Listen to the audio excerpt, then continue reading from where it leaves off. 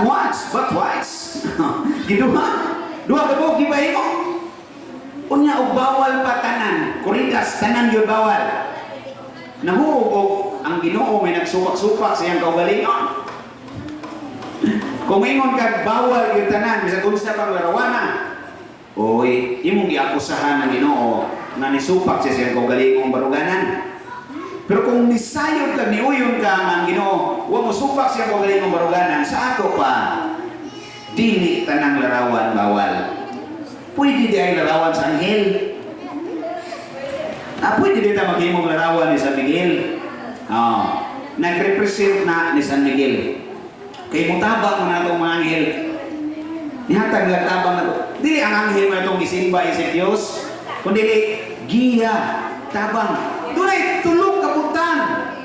Nagitudlo sa simbahan katoliko sa katisismo.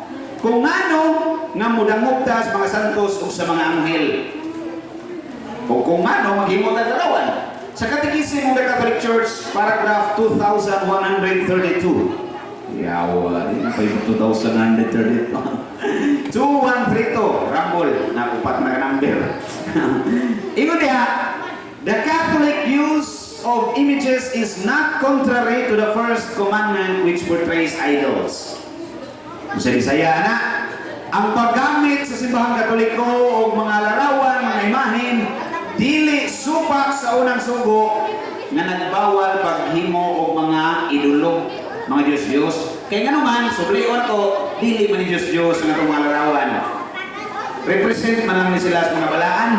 Nag-represent ni Kristo, nag-represent ni Mama Mary. Dili kaya ang larawan mismo mo si Mama Mary. Larawan na ni Mama Mary. Nasayo tas Mama Mary tos hanit. Larawan na ni Mama Mary. Okay? Ato nang hatagad katahuran. Dili ang larawan mismo, kundi ang ginarawanan.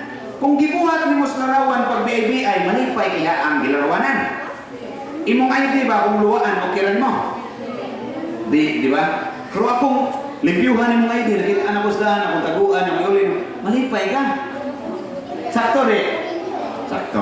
Muna itong gibuhat, na atong gipasilunggan ng mga balaan, kay nitapang man sila na to. Tulog kabutang ang rason. Instruction, inspiration, intercession. Tulog kaay. Instruction, muni tulog kaay ang anong mudangot tas mga santos o mga anghel. Instruction, inspiration, intercession. Instruction, muhatag sila na to pagpasabot, unsa ang pag-atos Ginoo, mutabang na to.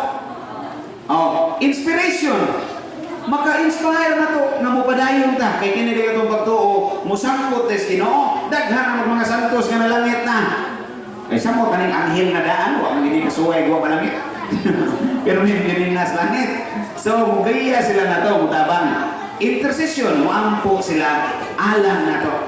Sumudol tang San Miguel, dili si San Miguel ang Dios, nagpatabang ta ni San Miguel aron iya tang tultulan padulong sa Ginoo. Ang atong mga pag-ampo ihatod niya dito sa Ginoo. Kuha ninyo sa iyo na sabton sa butambol ra kay tanan. Karon. Padayon ta continue.